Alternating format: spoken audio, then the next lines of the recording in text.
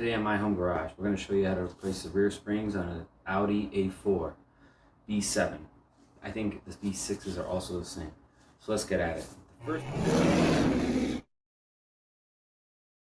First thing we got to do, because I watched some videos on how to do it, is a lot of people just bent the backing plate for the brakes.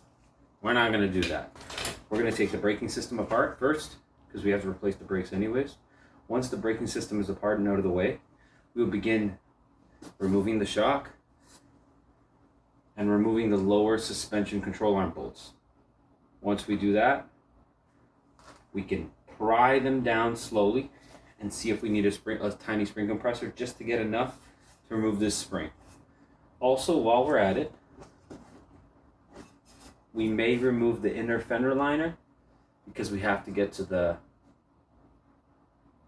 brake hose, which is behind the inner fender liner, and it's just much easier to take this out, wash it, clean it, and then put it back in. So let's get at it. So first thing I'm going to do is I already removed the e-brake cable on this side because it was damaged. The caliper was seized. So I am going to remove, there is 3 bolts that hold brackets that hold this underneath. I believe they're 13mm bolts. So I'm going to zap those off right now. They're very easy to spot. They're just underneath here. You'll see 3 bolts. They hold a bracket. Once your 3 bolts are out, set them aside. And now your e-brake cable can hang and the suspension can move freely. Another part you should disconnect when you do the spring, we'll get to it after, is the speed cable, the ABS sensor. It wraps around the control arm, and if you loosen all the tension, loosen the tension on this, you'll actually probably damage the wire. So we're going to take this 10mm bolt off here after, and I'll show you how to unclip this from its position. So right now we're going to remove the complete brake assembly. First we'll remove these 13mm nuts to remove the caliper. Because I can't remove this, is we got to take this shock bolt out right here. I don't know if you guys can see that. See that shock bolt? So we got to remove this bolt. It's a 21 or 22? It's 21. Put the wrench on this side. And then we give it a good zap with the gun.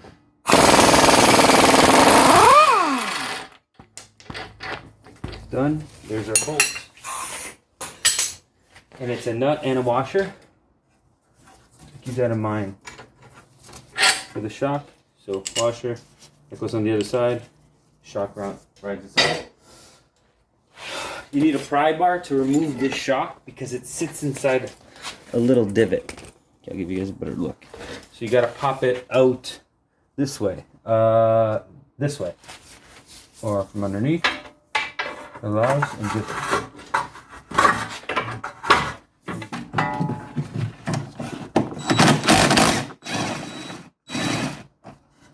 There's one. To make it easier, we'll just loosen this fender liner up.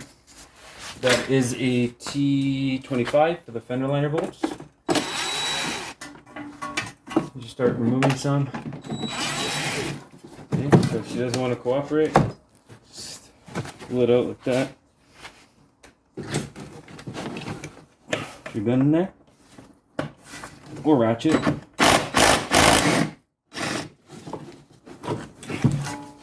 And that's how you remove the rear shocks.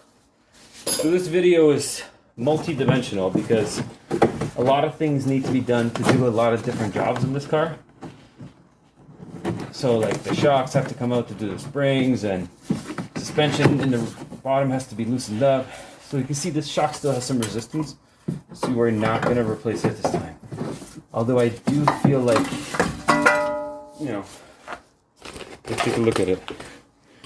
Take a look at it. Like I can push it down, but it has resistance.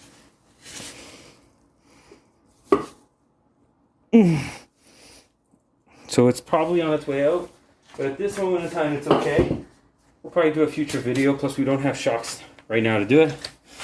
So now that this is out of our way, behind here, there are 2 Allen key bolts that hold the caliper, bracket, and that is an 8mm Allen. So the top one, you'll see them. They're beside the CV shaft. Make sure your socket's all the way in before you start loosening them. There's one. You can access it from here as well, from the top. Actually, I find that that might be the easiest way, and you have the most movement to loosen it. So make sure it's all the way in, because dirt will mix them up. There's the bottom, and I'll show you the difference after. Have a look. Top, bottom. Top, bottom. All right. Now our bracket should come out. Might need a little bit of persuasion, but it will. There we go. Here's the entire assembly. I will be replacing this brake line, so it's okay to hang it right now, and the caliper as well. And the caliper comes with a new bracket, and I'll be putting new pads, so we really don't need any of this here. So what I'll do right now, and as you can see, the brake line is torn. That fails safety no matter what country you're in. So what I'm going to do right now is pinch this off, remove the bolts just so we don't get any leakage. I don't recommend doing this on a car that you're reusing the line, because it can damage the line if you squeeze it tight. Although I am doing it in a very forgiving way with this rounded tool. See, it's rounded on both ends. So now we're going to remove this bolt, and there will be some fluid leaking, so we'll get a drip pan. So here's our drip pan. Once we loosen this, it's a 13 millimeter. Reminder, we need to reuse that bolt. So do not discard of the actual bolt. So what you want to do is grip it. There you go. So now it's off. Believe it or not, I cannot find another way to remove this. If the washers were copper, it would be very easy, but these are not copper washers. So we do need this bolt for the new one. It's in good shape still. Okay, so the next step is I'm going to remove the inner fender liner, just get it out of the way. 1, 4, 7,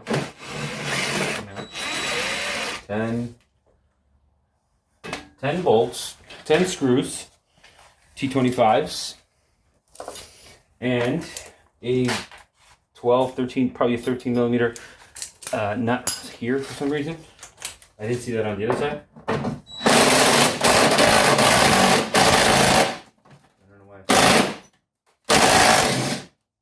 Here. Okay, there's a bolt there. Alright, so now the fender liner is ready to come out. As you can see, there's a bit of dust that's coming out. Remove this spring. We're going to remove the disc first. The backing plate. Same thing, T30. Make sure you... Okay, so removing this bolt and this bolt. That'll drop the whole suspension down. But before we release the tension and pull the bolts out, we have to lower the vehicle down and put pressure on the suspension, because the spring's going to want to push down. Also, right back here, see this? Follow this. It's got a plastic clip, but it's also got a 10 millimeter bolt. So we're going to do that before we forget right now. Remove it right now. Put it up. We'll take the rest out by hand. And I don't know if you guys can see, but it's got these two other screws, but they're not screwed in, so don't bother with that. They kind of just push back and unclip. Okay, so there's two of them. So you're gonna just push them back and unclip this harness. So once the harness is unclipped, it won't move with the suspension once you start working on it. See? So now it's loose in the suspension, it can move independently, freely from it. So now we're gonna remove these bolts, which are a little bit of a pain. A little tight, so gotta get an 18 millimeter. Okay, both nuts are loose. These bolts will come out with a pry bar and a little persuasion. So next step is I lower the vehicle down, get a jack under here to alleviate the tension that's on this spring right now. Because right now the spring's pushing down on, and all the weight's here. So if we were to loosen these, the spring would just snap down and we could get hurt. So we're going to alleviate the tension before we bust these bolts out. So as you'll see, I will remove these bolts after I put a jack underneath. Okay, so you get your jack where the spring is. So you're going to kind of take up that tension now. So now I'm taking up the tension. So now I can take these bolts out without this spring going flying out. So pretty much you just want to what I did is I just used a gun and I just spun these until they came out. I'll show you the demonstration now, because of the threads, they do want to come loose. You'll see. They do want to come out.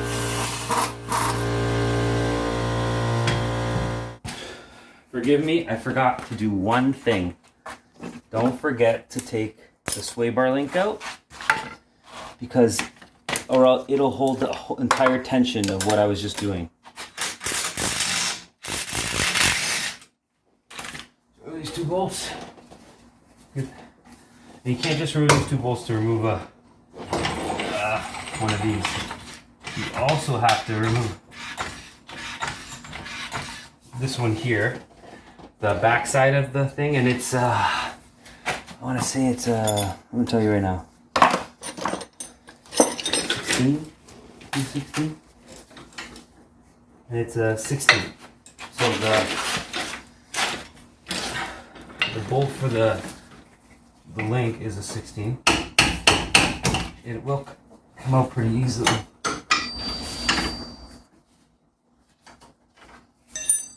There's the bolt for the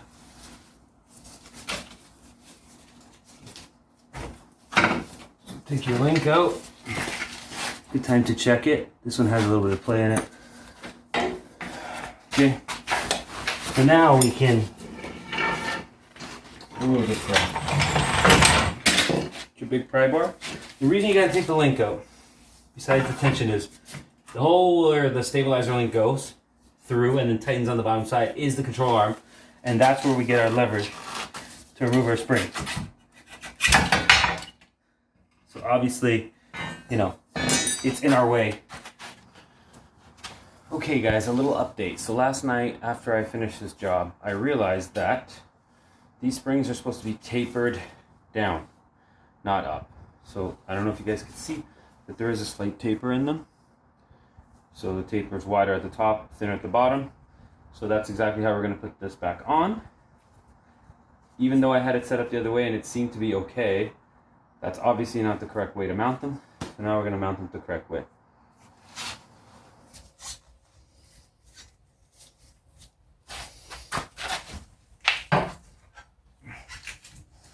So what I did is I first put this in, and then I grabbed this and put it on there.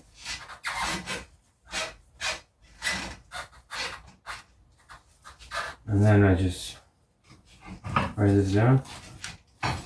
Swing it over, and boom, sits in place like so. And that's it. Now it's ready to go back in. It's easier to put these in because they're smaller, because the car is going to be lowered.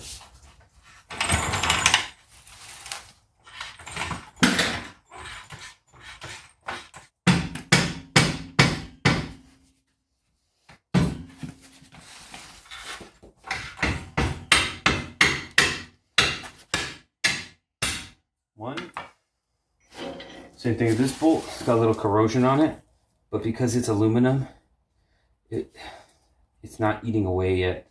So we'll just coat this baby up. Same idea. Put it in here. Give her a hammer. Get your nuts. And you want to tighten it with this tension on it right now, because that's going to be like a ride height. You do not want to tighten it with it all slack down.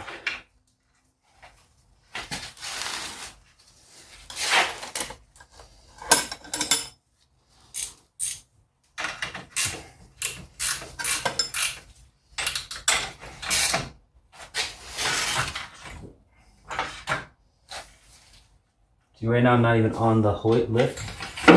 Now I'm on the lift. So there's actually too much tension. Once you start taking the tension off of your support, you know you're good. So right now I'm good. I'm tighten these bolts up.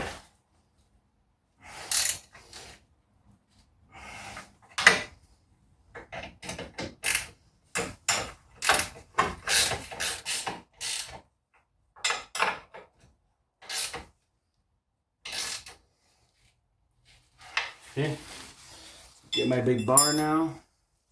Actually, my gun. Just hold it and give it a zap. Like this. One. Go on this side. Alright. So, step one, we're going to put a new rotor on here. We want to clean this up before we even put the backing plate on. Then we want to put the link back on. Goes here. Before you tighten any of them up, now you're going to zap them on. So do the bottom first.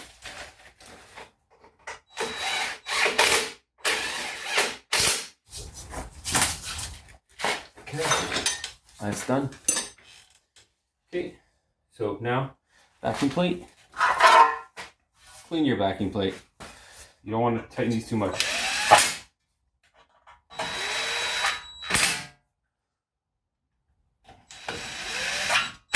If you don't trust yourself and you don't have experience, do this by hand. And the reason I do that is because I live in northern climate where the rust just kills. Okay, it's in. My 10mm bolt.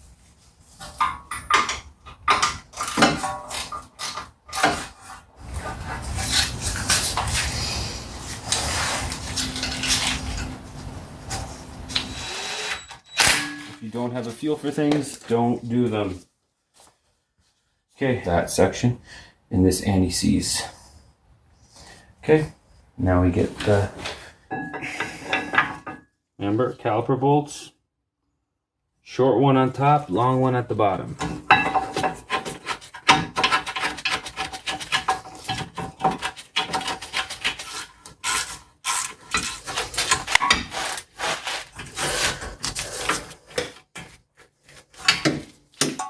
So now we're going to grab our caliper. I'm going to pull this off. That's the washers, the new washers that it comes with. And we're going to attach our new line now before we disconnect the old one. The banjo bolt slides in that notch as you tighten it.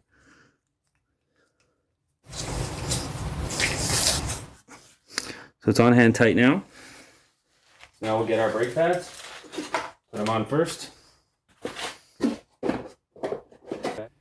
Piston contacts is for at least a year. Now we grab our caliper. Okay.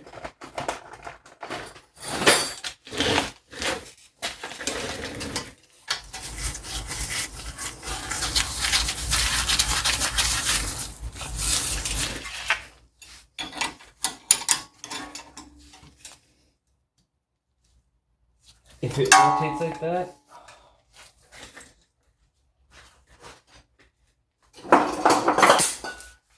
the pin slides, just get a wrench or pliers and hold them. There, as you tighten them, the top one's not spinning, so we're good there. Our old line, it will leak. First thing I'm going to do is tighten up my new brake line on the caliper, and the size for that is a 13. So you just want it tight enough to crush those washers, and you'll feel it crushing. Okay.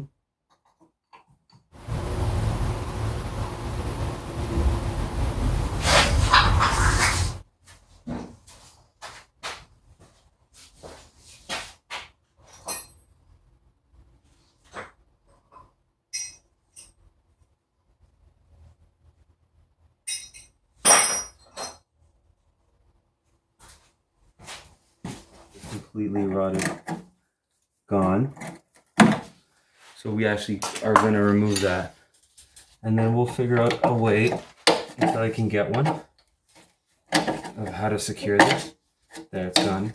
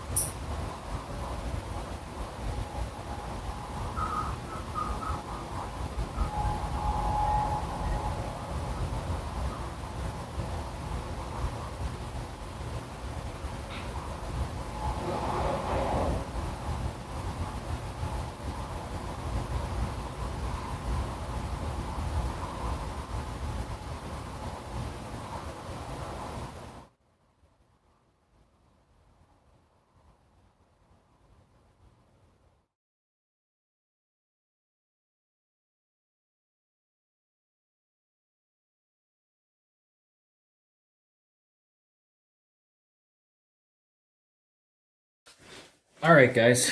So off camera, I was able to make a anti-rattle clip, that's all that is. I just took a piece of copper strapping, drilled a hole that the fitting would fit over, and then curled the two ends, and that's your anti-rattle clip. That's the same purpose the other one serves as. If you want to get a new one, get a new one. I was able to salvage this bolt by cleaning it up and getting it tight. We obviously will check if it leaks. Right now I'm just bleeding the brakes. So all I did was, after everything's connected and tight, this is tight, the banjo bolt for the new line. This is as tight as I can get it. I connected a hose and opened up the bleeder, and now we're just letting it gravity bleed. So I'll just let this run for like a few minutes. Then I'll tighten up the line, depress the brake pedal, and then we'll see if the pedal's firm or if it's soft and if we have any leaks here. And then we'll reassemble the rest. Right now I'm going to tighten up the bleed screw. I'm going to go in the vehicle, pump up the brake pedal, make sure it's nice and hard, make sure there's no leaks, make sure it doesn't go soft. I'm going to come back out here, open this again, and give it a little bit more time to bleed. Okay.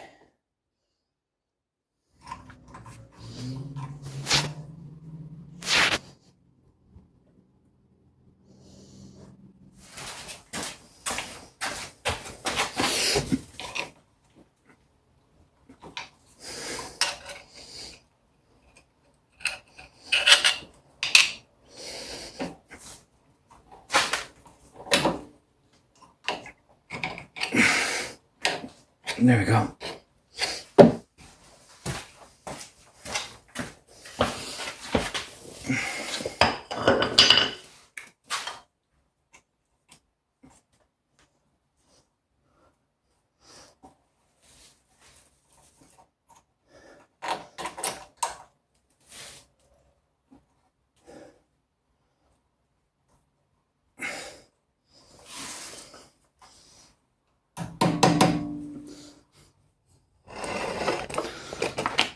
So we're just going to wait for the brake fluid to come out again.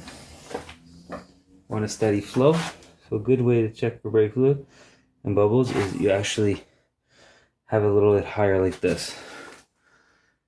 That way it fills the cylinder, it fills the tube with fluid, and all you get is the actual, see that? So there's still air in there. By tilting it up, it'll just fill that up with fluid, and you can see better if there's any air. There could be a little bit of air trapped. Once I service the front brakes and replace those brake lines as well, I'll probably open all 4 bleeders and just let them bleed out and get all new fresh fluid in the system and clean out the reservoir. But at this point you can see there is no air in the system that's visible. So now we can close up that bleeder. And pretty much we're done with this braking system in the rear.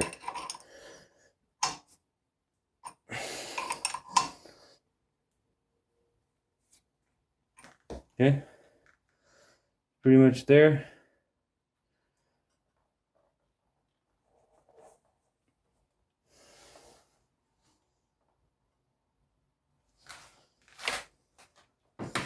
All right, so now what I'm going to do is I'm going to lower the vehicle. I'm going to reattach the shock absorber and reconnect the shock up there.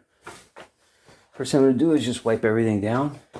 You got to remember, it's going to situate like this with this long piece facing this way because it fits inside a notch in the control arm. So we'll have to raise up the suspension to get everything to sit nicely.